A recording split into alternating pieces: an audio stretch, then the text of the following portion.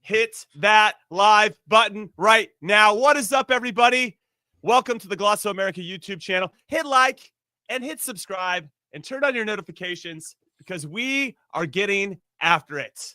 Hi, hello. Welcome to your favorite Average to Good podcast. Call it what you want. I'm Jimmy Conrad alongside Charlie Davies and Tony Miola and Big Tones. Let's pretend Charlie isn't here for a second.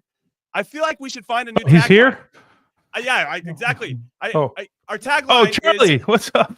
What's up? It feels good to be back. I mean, it's nice to see you, Chuck. That's first. Second, our tagline is average to good, which I think is apt because we are. Well, more often than not. However, I feel like the new tagline should be, is Charlie going to show up today? And he's here, everybody. Great to see you, Chuck. Thanks for having me. Really appreciate it. Listen. In your place, we went and got two number 9s to come talk to us. We had Damian Downs and we had Patrick Odjiman. And frankly, I thought they were better shows, Big Tones. Yeah, because we let the guests do all the talking. That's why it's better. Well, that's what happens here anyway, right? Yeah. Chuck's just our guest. So that sounds about right. Chuck, great to see you. What were you doing last week? It's called The Camp, running my own soccer camp with the New England Revolution Academy. It was incredible. Every day you see these kids with big smiles on their face. They want to get better. And you put your whole self into it. I'm out there from 8:30 in the morning till 3 p.m. every single day, jumping in trainings, jumping in every drill, like putting my whole heart and soul into it. So it was tremendous. Yeah, we love that. Okay. Now, before we get into the show, we're going to have a little weekend recap for all of our players that were playing in and around Europe. We'll have a little injury update. We'll talk about transfer news and Leagues Cup and all that good stuff. It's going to be a great show.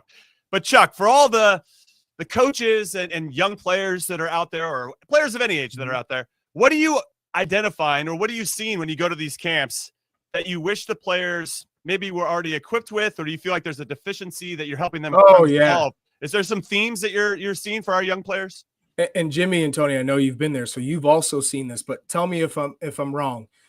The biggest thing for me at the youngest ages is technique. They don't have the proper technique. And that should be drilled into them when they're 7, 8, 9, even as late as 10.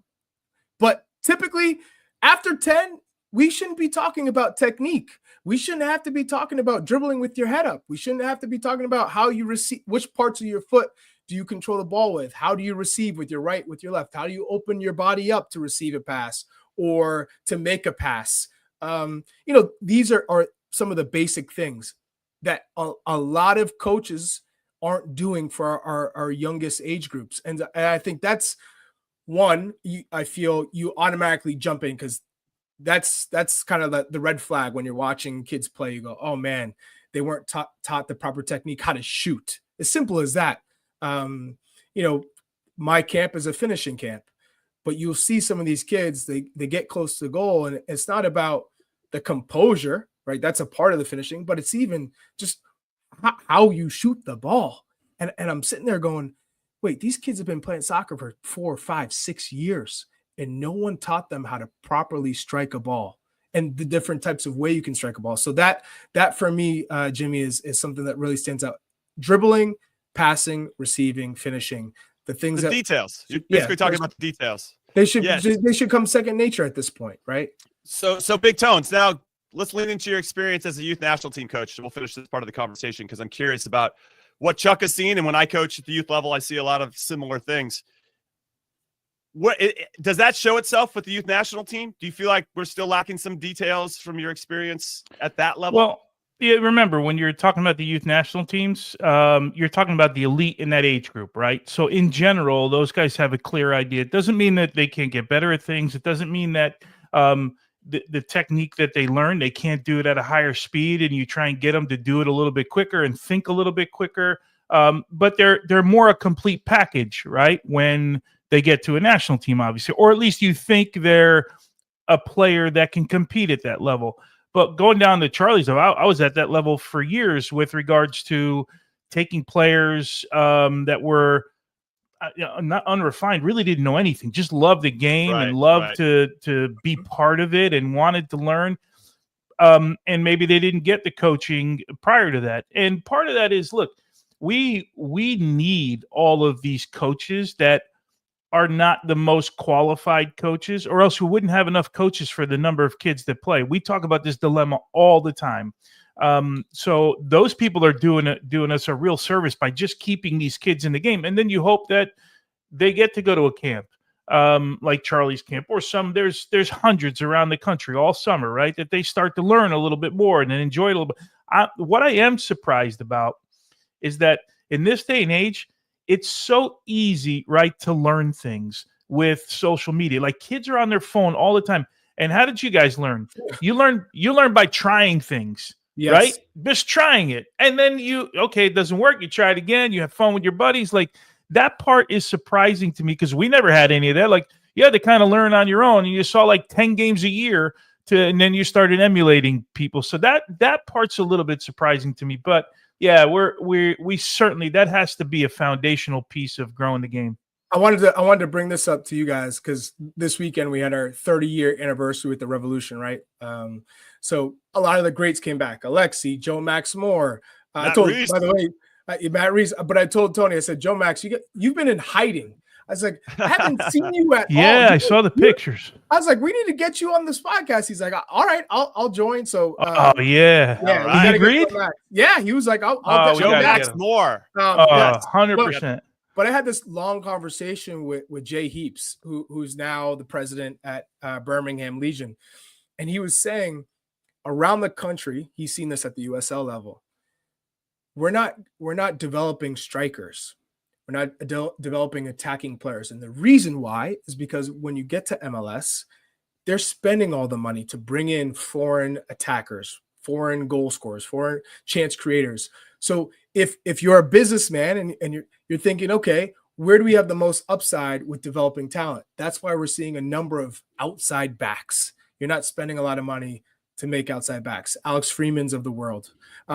We're spending more money at or developing center backs and maybe defensive midfielders. But you all know that you're spending most of your money when you get to the higher levels on the goal scorers, which is a reason why we're not developing a lot of top one-on-one players and goal scorers at the youth level. And now we're seeing the byproduct of that at the national team level and in MLS. You know, what's funny is that once you said that, Chuck, I had a conversation with a local D1 player here, and he's 6'5", an absolute monster, and he was being used as a striker.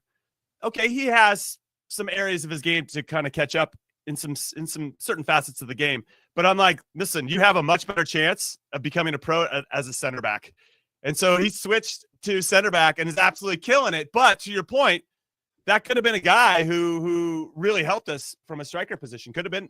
I'm not saying he could have been. But usually at that late in the game to convert to a striker, it's very difficult. True. Good point. Right? Good point. And on the flip side, right, when you have an attacking player, a striker, I look at Jonathan Spector early in his years. He was a striker. Yeah. Converted to center back. I think you have a better chance of being a striker moving to center back. Peter Vermes. You have an idea of, okay, how to move, how a striker thinks, but you're a little bit more comfortable on the ball than if you're a center back through and through, and maybe you have limited time on the ball. All right, just so everybody knows, these are the types of conversations we have when the camera is not rolling, and we just started the show in that space. I mean, we talk about this welcome to Call It What You Want. This is we talk about this stuff all the time off camera, and so it's fun to bring you into the conversation. All right, let's talk a little bit about our player pool, and we're going to go to the EFL Championship, which kicked off this past weekend. And Josh Sargent, Norwich City captain, by the way, started the season as captain for new manager Liam Manning. He gets a goal off of his butt cheek. Hey, fair play. They all count, right? They all count. They ended up losing at home at Carroll Road to Millwall, which is the first time I think they've lost to Millwall at home since 1986 or something crazy. So not a great start. But I thought Josh, let's go to our resident number 9, back to you, Charlie Davis. I thought he was pretty active. He looks like he is ready to assume that role as captain, right? And just by body language and putting guys in good spots. And I don't know. Tones and I could probably have a conversation too about, do you make your striker a captain? I feel like it's better as maybe I'm biased as a center back, as a goalkeeper, defensive midfielder. But Chuck, what did you think about Josh Sargent's performance overall? What's funny you say about the captain part of being the first defender, because a striker is the first defender. All right, So, here we so go. therefore, Here we go. you're leading the team, from the front down. Hey, Some Tony, strikers I- defend, Charlie. hey, I Some look back. defend it. Some do, Yeah. but I look back at you guys. I go, I got this. You just chill. Yeah, I got it. Let me direct. I got Which this. game? Hey, remind me what game that was, Charlie. I don't remember that. Hey, ever don't worry happened. about it. I got this. Don't worry about it. I got this. I think for Josh Sargent, it was a statement of intent when he decided to say, I'm not leaving for Wolfsburg, even though the club accepted the bid. And for the club not to say, okay, we want you to leave. We need the money. Go. It was, I'm staying here. I'm happy here. They gave him the captain's armband because he's a leader. And that means I think he's really thought about, what am I trying to get at this stage in my career? What's important? I think the continuity is a massive part of that. And then you're looking at your competition. It's the same thing for Matt Turner. Where's my competition playing? Who is my competition? Well, Josh Sargent looks across the line and goes, championship. We got Damian Downs, Ajiman, Haji Wright. You just keep going down. You're saying, well, these are the guys I'm competing with, and we're in the same league. Now is my chance to really show my quality because we're all on the same level. So I think for Sargent, it's just continuing to pick up where he left off last year. He's the captain, so continue to bang in goals, continue to lead your squad. That means he's going to play every minute, expected to play every minute. Being in Team of the Year last year. So I love it. He's just got to take care of business. All right. Just a fun side note about Josh Sargent. He got brought into Norwich by Daniel Farke, who currently coaches Leeds. So there is a little bit of smoke that the 25-year-old Josh Sargent is still on the radar of Leeds. We're reportedly seeing, and also Burnley. So we'll have to wait. He's the captain. It's really difficult. I get it. Yeah, I get it. it's no doubt that's an important piece of the puzzle because you don't do that if you think a guy's leaving, right? And you're not really trying to appease him. Keep in mind, he's now the guy there. Borja Sainz is not there anymore. The other winger, we watched him on Saturday. I was on the coverage. Rowe, he's gone. So I think he went to Marseille. And he was by far he had the best movement in the game. He got out wide 2 or 3 times, swung 2 really good balls in the box. Like he looked really super comfortable. Where sometimes you guys know you make a move first couple games of the season, you're kind of just trying to fit in. You don't feel comfortable with everybody. You haven't trained a lot with the guys. Like he's comfortable there. It probably, we all look at it and go, okay, if you got a chance to go to Leeds, you go to Leeds because it's a Premier League team. And but it probably is the best place for him with regards to trying to make a World Cup team because he has to continue to score goals to get a look. Remember, he's on the outside looking in Mauricio Pochettino's side right now. Yeah, so right. The way that he's gonna get back in good graces, he's got to find the back of the net, and then he's got to come back in. And when he does, if he gets one opportunity like he did against Nations League Panama, right? The ball's got to end up in the back of the net. That's going to be his route to the World Cup side. Here's one thing, and I'm going to say about Josh Sargent. There's something about getting the captain's armband that speaks to his evolution as a player in the intangibles department. What I want from our team when the World Cup kicks off next summer is I want a bunch of problem solvers out there and people that want accountability, want the responsibility. So him getting the captain's armband in a time where maybe he's on the outs of leaving that club but decided to stay and we don't really know, transfer window still open, I think really speaks to the type of player he's become and where he wants to go. And I like that. I'm going to put my flag in the ground right now. I think Josh Sargent ends up making the World Cup team in 2026. Ooh, that's I said it. Let's come back to it. Yeah, you're taking a big leap there. I just feel like there's some pieces that are being put in place, Chuck, including the captain's armband, that makes him, even if he doesn't start, there should be, at least when you wear the armband, there's a sense of humility, right? You're thinking about more than just yourself. That's what the role comes with. And if you're giving that to a striker, again, I think that's pretty impressive. Someone who's going to be a leader. But Jimmy, I don't know. You're forgetting the main part of this, Jimmy. The main He's got to score. He's got to score goals. No, yeah, like you can do whatever you want with your club. He was in Team of the Year, so whether he's a captain or not, it doesn't matter. He's performed for his club. He's performed in the league. With the national team has been a different story. So I get it.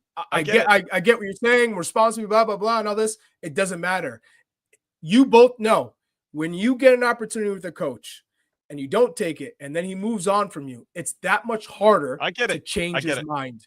So I'm taking all that into consideration. Score, my thing is, he continues to score at the same pace he did last year. It's really not going to move the needle. He's got to do almost twice as much as everyone else just to get back into the picture. You're also forgetting that we're going to have potentially a healthy Pepe and a healthy Balogun. So it just becomes that much harder if they play with one striker to come into the picture. All right, let me throw this at you, Charlie, because you mentioned early that we're kind of apples to apples now, right? Because you got a bunch of number 9s in the same league, right? So I get every game is different, but we can draw something from that. Josh Sargent he had over 20 goal contributions, or he had 20 goal contributions in 33 games. 15 of those were goals last year. If he stays at those numbers, and let's say Patrick Agyemang, who is the guy, just doesn't score this year in the championship. Just doesn't score. Ooh, we're assuming and when I say doesn't score, he's going to get goals. I mean, like, he's not scoring at a pace, right? Let's say he gets 10 goals this year, right? Yeah, right. And Josh gets 20 goals. Like, do you not look at Josh again? Do you not go, unless you're saying to yourself, I have Balogun and I have Ricardo Pepi, and I need somebody with a completely different profile. I need a different striker. Then Agyemang is your guy, right? Right. Remember, we've already had this discussion about different profiles. And Pochettino, for whatever reason, said, Agyemang is my guy, and I'm sticking with him. No matter what, I'm not changing him. I'm sticking with him. Now you're throwing Damian Downs into the mix. So even though Agyemang wasn't playing all that well with Charlotte, let's not forget that. He wasn't playing that well with Charlotte. He still got the nod to be the striker for the USMNT national team. On top of that, he lost his scorings form and still played. So that gives you an idea that it doesn't really matter if Pochettino doesn't like you or doesn't trust you. Oh, I get that part. Yeah, if the coach doesn't like you, but I just say he's got to get back into the team first. Right. If I'm Pochettino, so I put myself in Pochettino's shoes. I'm Pochettino and I'm watching. Now I can see the best teams in the championship and the worst teams in the championship. And I'm comparing all of my strikers, not just the goals, the production, their movement, the hold-up play. How involved are they in the game? How does their team play? Are they a counterattack team? Or is my team a high press team? Is he winning challenges? Josh is better at all of that than Patrick Agyemang is. Hold-up play, movement, touch. Yeah, yes. No disagreements here. Yeah, you add World Cup experience, and now you're adding for me a very significant addition of leadership. And I think I think, but it has not clicked with the national team. Okay, and he's got to score his first chance. He's got to score. Yeah, and period. I'm telling you right now, unfortunately, there are players like that we've seen in world football from the time you guys started playing, the time I started playing to now, that they're great with their clubs, great. When it comes to the national team, Chris Wondolowski's of the world, the Taylor Twellmans of the world, it's not a good fit. They're not at that level to play international soccer. It just doesn't work. And there are players like that. So and I think that's why we all said we hope that Josh Sargent moved from the championship to play at a higher level in Europe so that he could be tested more and that his production counts for more. Unfortunately, The championship is the championship. It doesn't really move the needle if you perform there, and we've seen that. Josh Sargent makes team of the year doesn't mean he's going to be a top striker in CONCACAF, banging in goals left and right. But let's look back. Let's just to keep this conversation going. Let's be as 360 as we can. When we played in the World Cup in 2022 and Josh played, did we not get results when he started? I mean, we tied Wales. Did he play the Wales game? And then we beat Iran. I don't even know. I can't remember if he played England or not. But he got hurt in one of the games. He started the Iran game and played really well. That was his best performance I've ever seen for him in a USMNT national team jersey. I believe that has value, by the way. And then he got in. And then he got value to Pochettino. That's the thing. True. Okay, good point. Yeah. And then he got injured, right? Yeah. So right. But if we talk about the 2022 World Cup, you're talking about Musa, Adams, and McKennie. That they were the engine of the team, right? You're talking about Christian Pulisic and then Serginho Dest, his involvement, right? And Serginho Dest obviously off to a good start. But what matters to Pochettino, he couldn't care less about that tournament. I think he's made that pretty clear. He's talking about what I see now and what he wants to see from the group, and he's got his focus on 2026. I feel like Chuck's got some inside information. Talked about Josh Sargent. I just have. You feel like it, you know? Yeah. You feel like I just have it. It's just here. You know what I mean? All of a sudden, I'm like, wait a second. Chuck I feel like you know too much. All right, we're gonna take our first break and call what you want. When we come back, we'll talk about some other players that performed this past weekend and some injury concerns, some transfer news. So keep it right here. What a win! And I won't look back. I won't give up. Look, I'm invincible. I'm invincible. Look, I'm invincible. As we do here, the Average to Good conversation is absolutely popping off. We appreciate you hanging out with us. I'm Jimmy Conrad, also known as Conrad Dino, hanging with Big Tones, Tony Miola, and Chuck Wagon, Charlie Davies. And we got to keep it at strikers. Damian Downs comes off the bench for Southampton, and Will Still's first appearance as a manager, a highly touted young manager, English manager, that is. Southampton has to come back from a goal down, score 2 late against Wrexham to win 2-1, and their return to the championship. Big Tones, Damian Downs gets credited with an assist. I don't know if he knew much about it. The ball got crossed to the back post. Oh, he knew much about it. He just missed it. That's true. He like missed his chance to score and be the hero himself. I think it grazes his leg. Yeah, it did. And they gave him the assist. I mean, he'll take it, but He I don't got know. it. Yeah, he got didn't know it. much about it. Hey, it all counts, right? It all counts. Sargent scored with his butt, and we got Damian Downs mishitting a shot to get an assist. I mean, we're putting up stats like crazy right now. We're cooking stats going. We're cooking, Jimmy. We're cooking. Okay. So shout out to Damian Downs for obviously a big signing for them. $8 million they paid. It's the biggest signing for Southampton so far in the transfer window, and hopefully that turns into some more minutes. Chris Richards, baby, Crystal Palace fighting back from a goal down twice to win the Community Shield over Liverpool. That was awesome and great to see. And despite Crystal Palace not winning their appeal to play in the Europa League, they're going to drop into the Conference League because of all the stuff that's going on with Lyon and the same owners. And I'm not going to bore you with all the details. They lost that appeal. Their statement, by the way, to UEFA and FIFA was excellent. Go find that. It's like 5,000 words, but every word they're just stinging FIFA and UEFA about how some rules apply to the smaller clubs. So that's when the rules do apply, but the bigger clubs always seem to get a free pass. I absolutely love that. Let's talk about Serginho Dest, though. Now, PSV looked like they were in a training exercise against Sparta Rotterdam at home. They won 6-1. But Serginho Dest, man, when he gets going and you can see he's confident and he gets into a rhythm, he's looking to play forward. His movement after he makes a pass is excellent. He scored an unbelievable goal, and I'm just like, wow, this guy he's going to be really pivotal for us next summer. So I really hope and pray that he can remain healthy. Big Tones, I'll let you have the first pass at this. Serginho Dest, your thoughts on how he played, and taking into consideration Sparta Rotterdam was not. Yeah, well, no, I get it. I still find it hard to believe that Serginho Dest won't be the right-sided player, regardless of how Mauricio Pochettino plays, whether he wants to play him a little higher up the field or as just the right back going forward. I just don't see anyone that has the skill set that he has in our lineup. And of course, he's coming back from injury. It looks like he's okay. He's adventurous. He loves to get forward. From midfield on is where he enjoys playing. The other part is work for him, defending. But he's gotten better at that over the years. I just don't see a world where he's not playing. Now, he hasn't been part of Mauricio Pochettino's side, right? I mean, he's been injured, and now he went to the camp, and then they send him home early.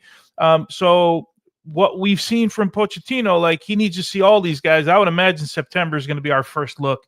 But he's got everything you want, especially in the attacking part of the field. Can he be better defending? Yeah, he can be better. But sometimes you got to give and take a little bit, right? On one side or the other. And he gives you so much in the attacking part of the field.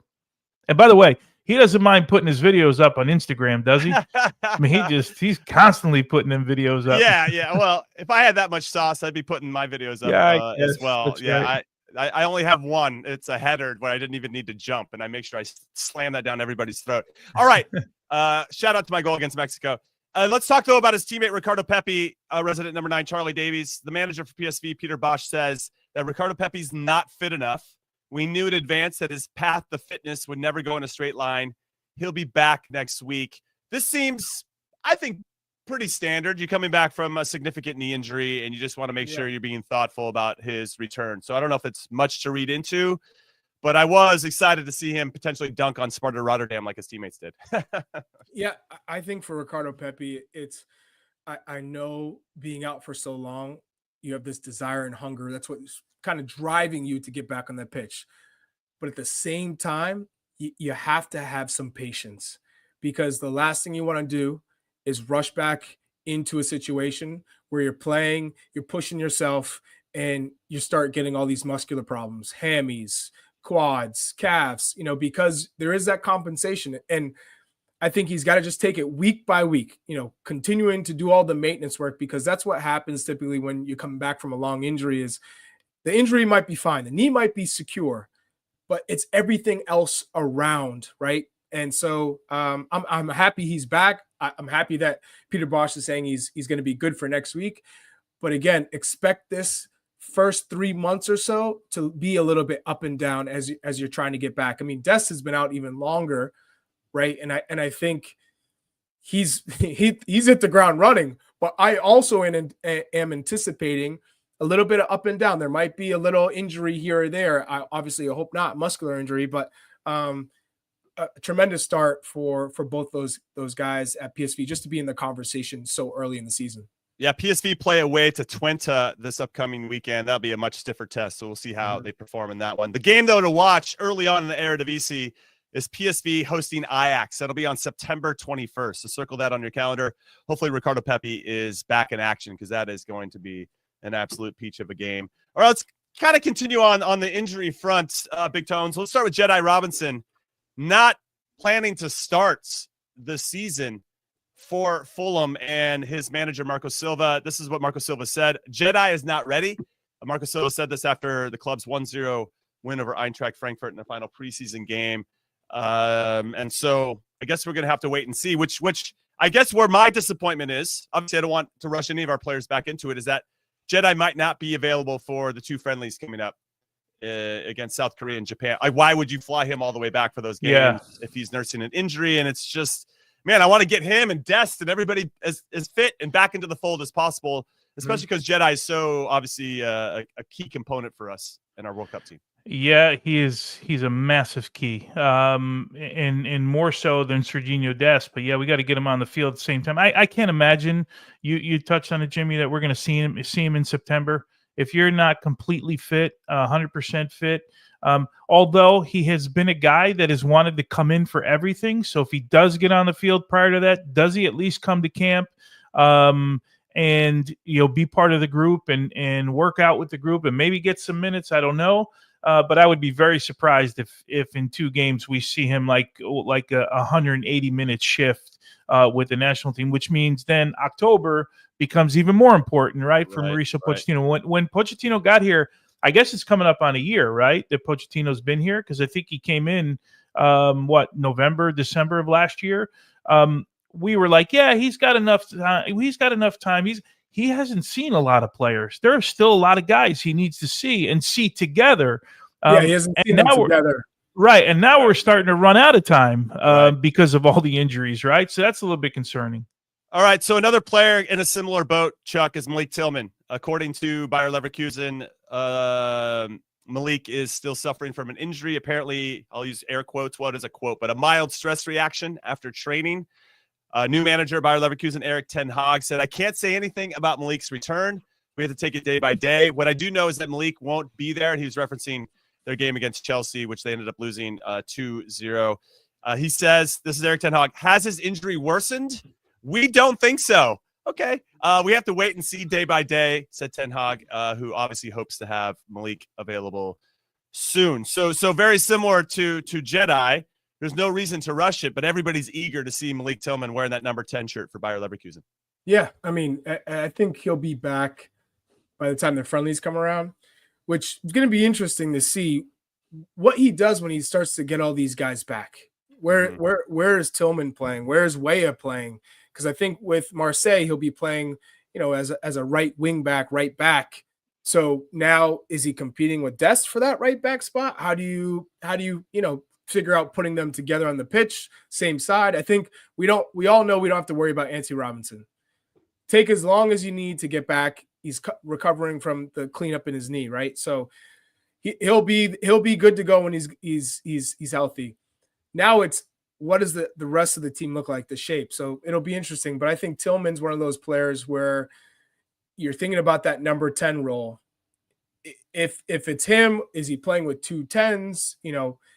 I'd love to see him, Weston, even with Yunus Musa now who's playing. Is he staying at Milan? Is he going to Napoli? There's all these rumors. What does that look like when everyone's available? What system does Pochettino go with now? Because we talked about he's almost a year now. He's flirted with some different formations, some different looks. What does he think will be the best chance for the U.S. to progress in the World Cup? With injuries and everything else, you just wonder if we can even get our collection of guys together before the World Cup kicks off. And obviously that's a concern, not just for our national team, but for every national team. One other piece of significant news, we'll keep it in the Bundesliga. One of our young stars that maybe hasn't broken through with the national team or even at the club level, mainly due to injuries, Kevin Paredes, has refractured his metatarsal bone that he previously broke. It's an injury that nagged him last year. He is expected to be out for 12 to 14 weeks. Obviously had some moments in the Olympics when he played for us there where you're like, all right, you can see a little something there. Maybe he can be a wing back of the future, or left wing. He can play maybe some left back, a little Marcus Beasley-esque, where maybe that's not his instincts, but you could put him back there. We saw Eddie Lewis do it back in the day as well. But unfortunately, he is going to be out. I don't think that was somebody that was going to be in our player pool for the World Cup in 26, but obviously someone we want to look at in the future. He's shifty, and I like his game, and he just needs to grow and evolve. Let's talk about another player, though. Big Tones, coming to you as our resident AC Milan fan.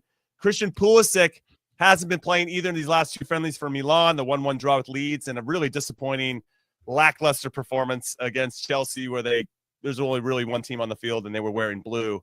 And Christian didn't play. Christian Pulisic did not play in this one. Yunus Musa did. We're going to talk about Yunus Musa in a second, but Christian Pulisic still being rested.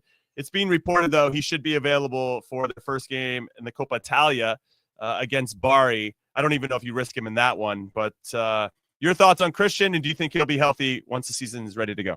Yeah, well, I was reading a report this morning that he might play against Bari. That's the word, right? That they want him back on the field. He got the injury against Liverpool. I guess it's a foot injury, right? And it doesn't sound like it's serious, but of course he missed 2 games. They also rested Rafa Leao as well. It's almost as if, if one didn't play, the other doesn't play. It was kind of weird. If you don't play, I don't play. Yeah. I don't, but yeah, look, I think he fits into what Allegri wants to do. He's going to do it a little bit differently. He's probably going to play as a second forward with Rafa Leao higher up the pitch. So it's going to be interesting to see because he's going to have another role. They're going to play in a 3-5-2. You don't really play him as a wing back, right? So you got to play him in one of those central type of roles, and it looks like he's going to play just underneath the forwards a little bit. So I'll have some room to roam. They're going to be a counterattacking team, which I think suits Christian Pulisic in open space. But yeah, he's got to get back on the field. And this sounds, Chuck, like it's a little more, in reading about it, a little more precautionary than it is anything. Which leads me to believe if this is a big cup game coming up, then he would be on the field. And they're just trying to make sure that they have him ready for the season. All right, my question to both of you guys. Okay, go. Now with Christian potentially playing as a second forward, right? And would you then play Christian if he does well in this role with the national team as that second striker? Would you and play a 3-5-2? For instance, a 4-4-2 or a 3-5-2, given that Christian now could be that withdrawn striker and you're partnering him with a Pepe or a Balogun? Well, first off, don't tease me with 3 center backs ever again, because you know how much I love that. But that's what he's going to be playing here. He's going to be playing a 3-5-2 with 2 point strikers, probably Jimenez and Relay out, and then like 2 10s or 8s behind. He'll be one of those guys. So, yeah, if you're a counterattacking side, Like if Pochettino wants to set up against teams and play counterattacking, sit back and open up space in behind, Christian's your guy. Like he's the guy when he's running into space. Actually, oddly enough, Yunus Musa also becomes your guy too, because if you remember Musa, the one thing he does fairly well is he spins guys and runs through the midfield with the ball. He's got to add the other parts of his game, but that's the part that we've always kind of praised from Musa. I don't know if that's what Pochettino is going to do. It sounds like he wants to be a little bit more progressive than that. But yeah, with regards to Christian, 4-2-3-1. That's Pochettino's formation. But if you have one of your best players, your best player now playing in that position, would you not say, okay, well, to get the most out of the attacking third, we need to have – and Christian has thrived on the left, he's thrived on the right, and now, like you said, it's a new position where he could be as a false striker or playing in that withdrawn striker role. If he excels there, maybe you go, well, we have two incredible wing backs that will set the tone in the wide area, so we don't have to worry about wide play, whether – we know Anthony Robinson is lockdown left wing back, but right wing back, you got Dest and Weah. You got two top options. I mean, you have Johnny Cardoso. If he's playing at Atletico Madrid, then you have Weston, Johnny Cardoso. We still have to see the rest of the guys who's playing it and with Tessman, because there was a time where Pochettino loved Tessman. But you're going through that and you're saying, man, we have so many options in midfield. Yunus Musa, you throw him into the mix, and then you go, okay, who's the 10? Malik Tillman. Does Gio Reyna finally find a spot? But then you have two strikers. It might be a formation that really helps us move forward. Wait, a back three? Are you suggesting a back three with wingbacks? Is that what I'm hearing, Chuck? I'm just saying. We got him there, Tones. We got him. Oh, time out. I said only if Christian excels in that position. That's what I'm saying.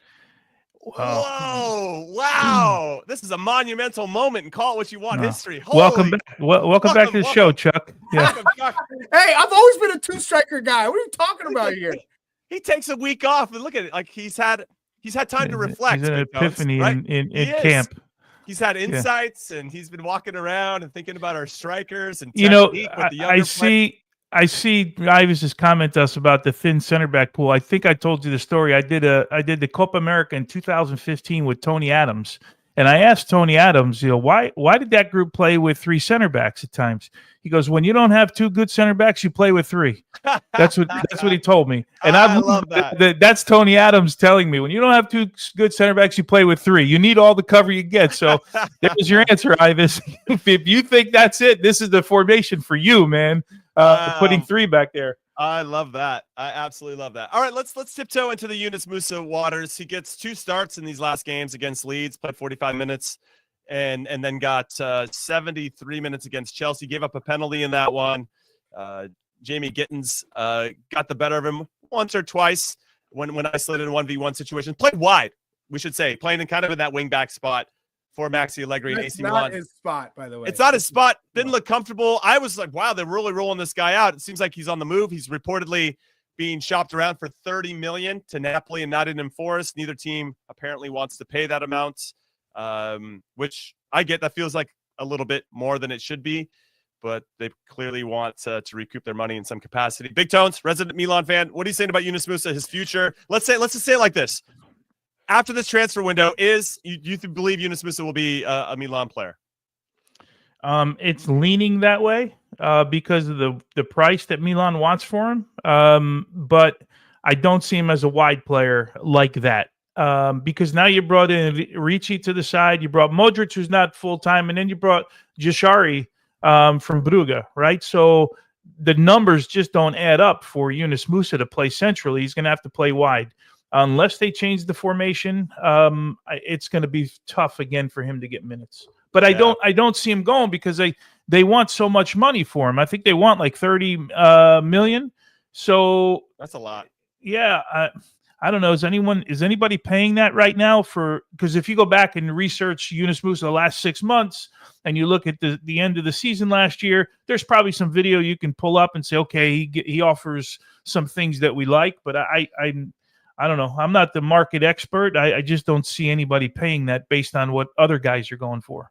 Yeah, I feel like if you're going to pay that, you can't be in a situation where you're hoping this player plays well. If you're paying $30 million for a player, you got to know that they're going to fit, that they're going to be counted on, and are going to show up. Not to say he can't be capable of this. We know that he can, but to consistently show up and go to I guess if he went to not an enforced, it's a new league, and you're going to have to get into it. I think if he went to, I actually would really appreciate if he went to Antonio Conte, who I think will get the best out of him and make him maybe a little bit more disciplined in how he plays. And ultimately, I think that will make him more well-rounded as a player. But yeah, I don't know. The Premier League would just be a different beast. And given the way that Forrest likes to play, I just don't know if you're going to see him stand out in the way that we know that he can. If he's playing out of position, that's not going to help either. And what is his best position? I think we're all still trying. Essentially, yeah, I want him to be central. An 8, a number 8. He's an 8. All right. Yeah, he's an 8. All right. He's an 8. All right, we're going to take our last break of Call It What You Want. When we come back, we got some Leagues Cup stuff to discuss. Do we like the format? Do we not? Let us know in the comments. We'll talk about it in the break, and then obviously we'll roll that into the show itself. Keep it right here. Don't go anywhere. The clock never stops. Relive the greatest moments with uninterrupted highlights and more. It's Gareth Bale! Ronaldo! Wonderful goal! On the UEFA Champions League channel. Streaming free. All right, welcome back in to the stretch run of Call It What You Want. We're going to get into some Leagues Cup. Phase 1, the group stages, 18 teams from each league, 9 of the best from the Eastern Conference and the Western Conference in MLS, and then the top 18 from Liga MX, all face off against each other. This is a new format, just to remind everybody that the group stages were a little bit different. Each league played against each other, and then the top 4-point getters over those 3 games would then move on to the knockout round. So this is what we're left with. The Seattle Sounders, the only team out of the 36 that competed that won all 3 of their games. Absolute fire since they got knocked out of the Club World Cup. They have yet to lose. They've scored, 18 goals in their last 7 games. They've been absolutely excellent and just beat the Galaxy 4-0 this past weekend. Men versus boys in that game, by the way. They're taking on Club Puebla, and then Inter Miami will take on Tigres. That is going to be a cracker. Ooh, I like that. Galaxy, who were very good in this competition, just can't seem to figure it out domestically. We'll take on Pachuca. Pachuca are top of Liga MX right now. It's early on, but they've won 4 out of 4. And then Toluca, who won 2 trophies this past season in Mexico, taking on Orlando City. So some good matchups, but I think what is concerning for maybe the competition overall, and Chuck will come to you first, is like the absence of Mexico's Big 4. So no Club America, no Chivas, no Cruz Azul, no Pumas in these knockout rounds. Do you like this format? Here's my question. Do you like this format first? That can be a short answer. And then second, do you feel like if you don't, or do you feel like they should have extended the knockout rounds to maybe the top 8 teams in the group stages? Because it felt like the Columbus Crew they had 2 wins and a draw, but lost it, I think, in penalties, and they couldn't make it in. And that's feels like a bit of a shame because they were the defending champions. Yeah, I mean, there's a lots of questions in there. You can just pick which one you want. There's a lot. I'm looking at one, just how serious these clubs took this competition. Maybe they took the first game or so. They took it seriously because you look at Monterrey. They went two losses and a draw. Are they better than that? Absolutely. Cruz Azul, I think they coasted. Monterrey coasted. Club America coasted. Three draws. And then, you look at the MLS sides, I think they really went after it. Especially you look at Portland, Columbus, they missed out with 7 points, and I think sometimes you're looking at that and we're going to go, man, because they really made a push for this and it didn't work out. Did that take away from them making a run in the playoffs? This is the same thing we talk about with the CONCACAF Champions Cup every year. Teams that come into it, pour their hearts and soul into it. Maybe it doesn't go their way. And then they absolutely take a beating throughout the season and end up not having a top season. But, some of these Mexican teams, they played their second choice guys, or they didn't play all their starters. So it was almost like we're just going to do it because we have to do it. And there's a partnership and it's a good business. But if they played in Mexico, I guarantee you with all those supporters showing up, every team is playing their starters. They're not coming in there, and putting these lackluster performances going through the motions. So I do think there were some Liga MX teams that were just coasting. And I just think that makes the competition seem a little bit watered down. And it's not as important as maybe we all thought it was. Yeah, so I have a little different angle on it, and I said this prior to the competition. I didn't like the format because with 4 teams going, after the first game, you're basically out. We had Tom Bogert tell us yesterday on my radio show, he had spoken to GMs and people in the league that said, you know what, if we lose the first game, we're pretty much out of this thing. And that's what we saw from some Mexican sides. I don't think they took their foot off the pedal. I don't think Monterrey wants to be where did they end up finishing? Wants to be 14th out of 18. But you get beaten that first game. Even if you draw this game and don't win the penalty kick, it's almost impossible to go through. And yeah, so are you going to play your guys after that point, though? Say that again? So if you, let's say you draw that first game or you lose that first game and you lose the penalty shootout if you draw, are you really going to put all your best players to it's exactly what I'm telling you. Tom Bogert talked to GMs and said, we lose the first game, we're putting substitutes in. There's no reason to go for it. Right. And I said this to your point, Jimmy. I said this before the tournament started on Morning Footy. The format to me was you lose a game, like you're pretty much you're out, right? So there was 1 loss, 2 losses in the Mexican side. There were 8 teams, 9 teams, if I have it right, in MLS that didn't lose a game. Yeah, and only 4 went through. So if you had 8, but then again, you add another game to the schedule, which is what everybody's complaining about, right? So right. You like what do you do really? Like how do you? 8 seems logical. But yeah, I would think that's the big change. And Tom also mentioned, because I asked him the question, they're already discussing what it's going to look like next year based on this year. So I'm going to guess we're seeing this format for the first and the last time before it gets changed again. But they might have to, because you can't have 2 games where people are going and you are not seeing, teams get after it with their best. That doesn't mean players aren't trying on the field, because the guys that are on the field, they're busting their ass to work and get in the lineup. But you're not playing your first team, so you give yourself less of a chance. I would say that one change I'd like to see, to your point, both of your points, is that, yes, 8 teams on each side would be better. And I think that would lend itself to more competition. And if you lost a game, there was still a chance of you getting in. So that, I think, would help. I still want to see games in Mexico. They got to figure that out. I don't know, where the TV money comes in, or however they can figure out a way. I know what they're trying to do. They're trying to, take advantage of the American market, and okay. And I understand that there's still a business to run at the end of the day, but I think that from a competitive standpoint, it would feel a lot more fair and very similar to the Champions Cup, right? Where you got to have a 2-legged affair. You got to go down in the knockout rounds. You got to go down and you got to suffer in front of the fans of a Mexican team, and you got to figure out a way to get results. And we've seen some teams do that. The Vancouver Whitecaps had a great run until they got to the final and ran out of steam in the last Champions Cup. We've seen the Sounders obviously won it to get to the Club World Cup. We've Crew seen did it, I think. Columbus Crew did it too. Yeah, we know that it's possible, and I just think it actually helps. If we really want this competition to help grow our game and to help us get better, I feel like you got to go down to Mexico and cut your teeth in some tough environments to make it happen. It just feels too easy right now that the Red Bulls can have every single game at home. I don't know why I picked them out of all the teams. But I gotta address this comment. Andy SVTH, he says nobody's going to pay to watch Mazatlan versus Colorado Rapids in Mexico. Who's going to pay for that in America? In Mazatlan, they will. They'd pay down there, but they're not paying what you're paying here. Yeah, but that for that comment, it's like, okay, but who wants to pay for that here or anywhere else in the world? Okay, but Mexico. So you got to think about it from the performance standpoint. If we are talking about, I want what's best for my players to get better, to be challenged, put them in Mexico. Let them play in those stadiums, in those environments, with the hostility that goes into these matches. That's where you really get the substance of playing top teams and in competition.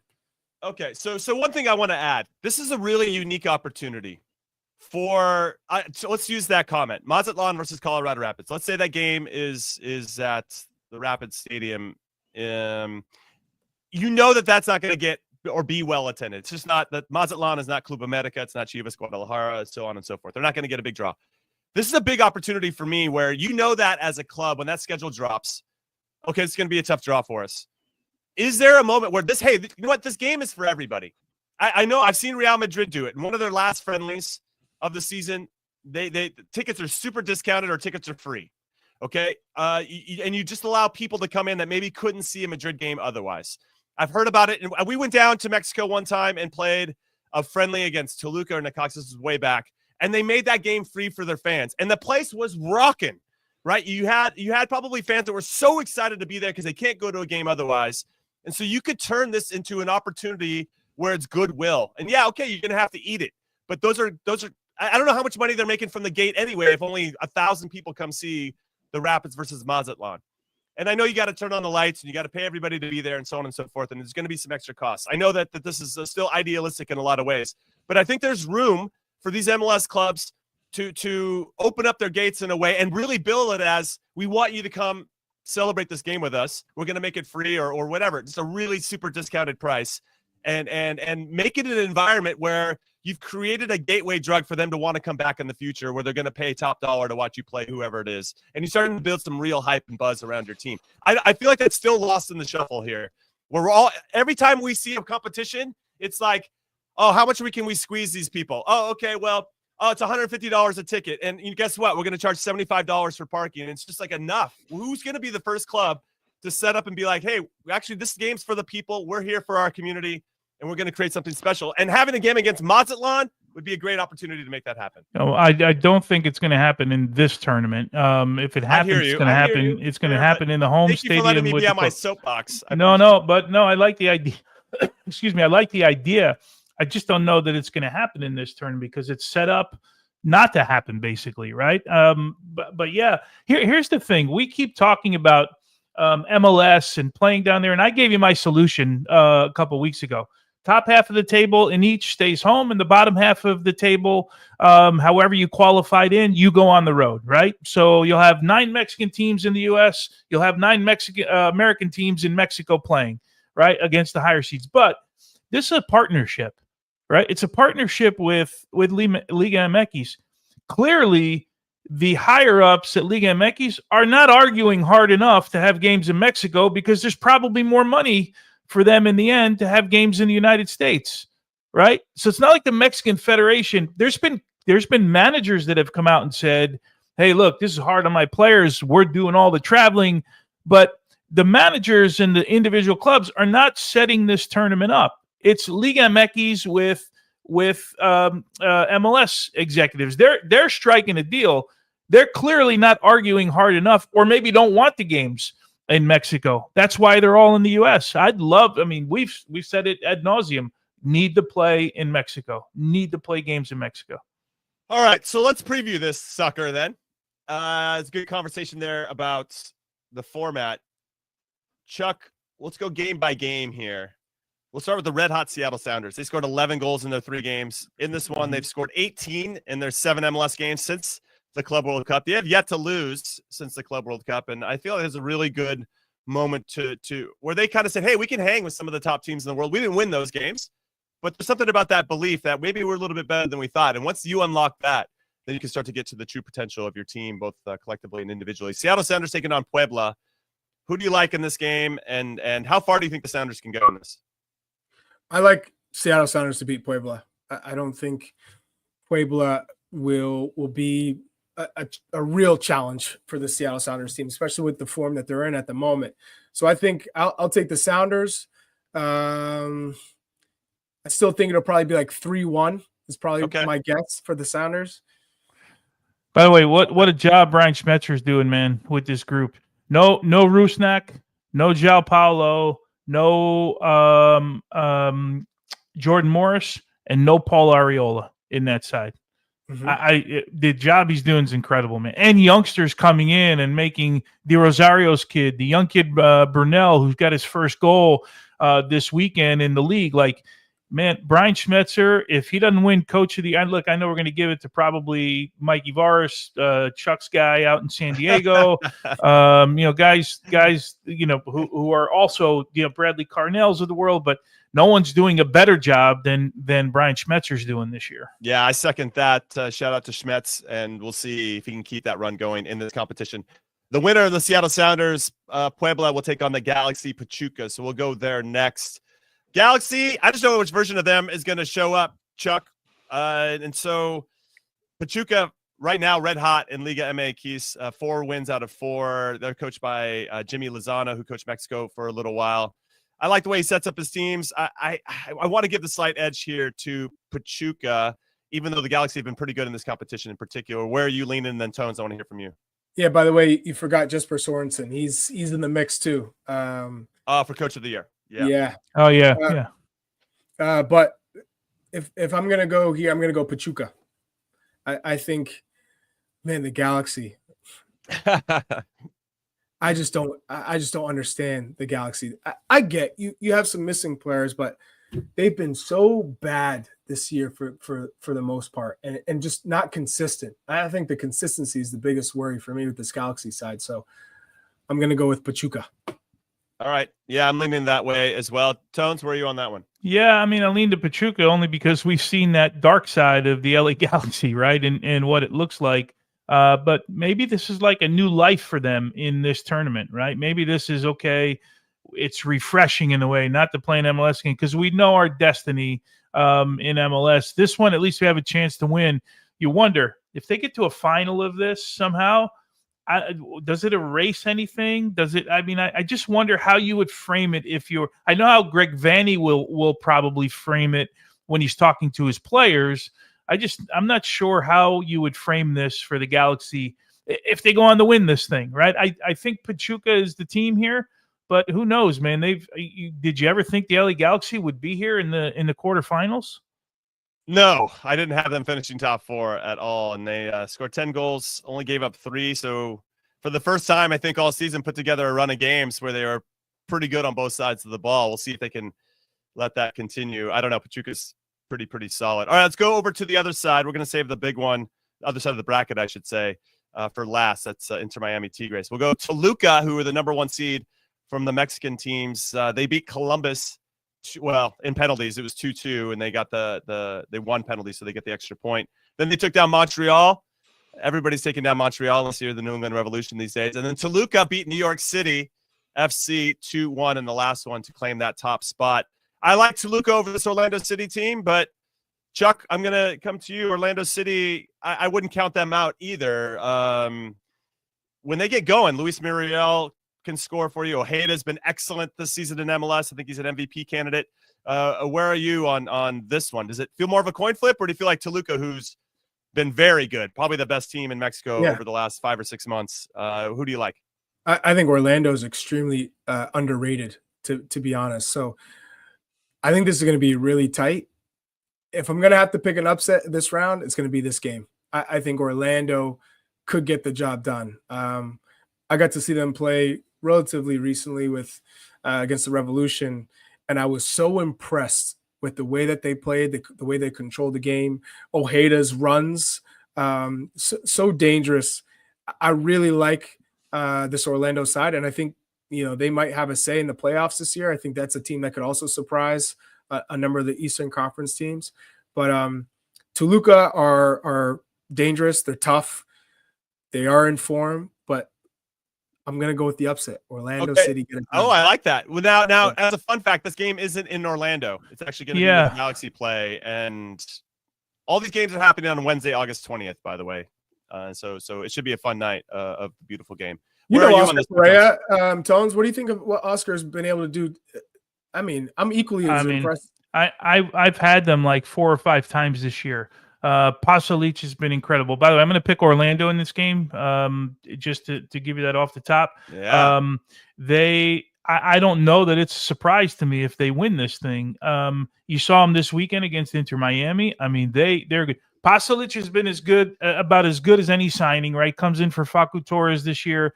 Ivan Angulo looks a different player. Muriel is actually starting and looks really, really fit the entire season. Ojeda, you mentioned, it's been incredible. Galesi, the octopus, he can have a gaff in him every now and then, but he also bails them out quite a bit. Janssen is a guy that's been an MVP or a Defender of the Year candidate over the last couple of years. Like, they have pieces. Freeman, of course, like they have pieces of the puzzle that are really, really good. And now they bring the kid Spicer in, who came on against Inter Miami, who had the issues up in Toronto. And now he's here, contractually. Like, they've got some pieces here. Oscar Pereira, I think outside of Schmetzer, right? He's the longest serving coach in the league, or at least he's up there with them. He's done a great job of putting this group together. So I wouldn't be so surprised if I was to watch only one game in the quarterfinal, this would be the one I would watch. Yeah, that's a good one. And Orlando City went into Columbus and got a result recently. Won that one. They were down a goal and came back and scored 3. Won that one 3-1. Then just beat Inter Miami. Really impressive performance. I know Inter Miami didn't have Leo Messi, but yeah, Orlando City, I think, is finding form at the right time. I'm excited about this one. All right, let's get to the very last one before we send everybody on their way. It is Inter Miami taking on Tigres. This is a good one, too. I'm going to make some time to keep my eye on this for obvious reasons. Tigres, probably the biggest name from Mexico. I know that other teams are playing better, but Tigres is probably the biggest name team left to go. But Inter Miami won this 2 seasons ago, Chuck. Leo Messi, I think everybody's hopeful that he'll play in this one, but obviously he was rested this past weekend against Orlando City. How do you like this one netting out? Who are you leaning towards? If Messi plays Miami, if Messi doesn't play Tigres. Nice and simple. Cut and dry. Absolutely love it. Yeah. I mean, I don't know if the analysis has to go beyond that, actually, given the importance of Leo Messi. Big Tones, Rodrigo de Paul. Let's just talk quickly about him. He feels like he's made a seamless transition from Atletico Madrid into the midfield of Miami. Yeah, first off, if Messi doesn't play, Tigres. If Messi plays, Tigres in this one. Their defense is – I don't know how you're going to win with their defense. I just don't. Rodrigo de Paul, he's been good. He plays a little deeper lying player, but they've asked him to try and get forward a little bit more, but it's been tough. They played him as a 10 because they moved Busquets into the midfield with Yannick Bright, who came back. And now halfway through about an hour into the game, they had to take a center back out. They moved Busquets back, DePaul back. Like, it's been a mess for Mascherano to try and figure out how he's going to put all these pieces of the puzzle together. But defensively, they're just not good, period.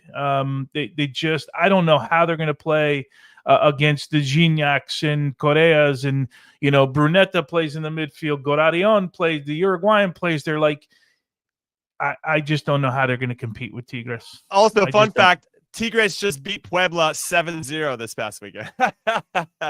Now, I think the one thing that Inter Miami have going in their favor is that Tigres are going to play Club America a couple days before they have to fly to Miami to play that game. So obviously, a very tough opponent for Tigres, and then having to make a flight. So we'll have to see how that goes. But man, what a show. It was great catching up with you guys as always. Great to see you, Chuck. I feel like it's been many months since we've seen your beautiful face on the show.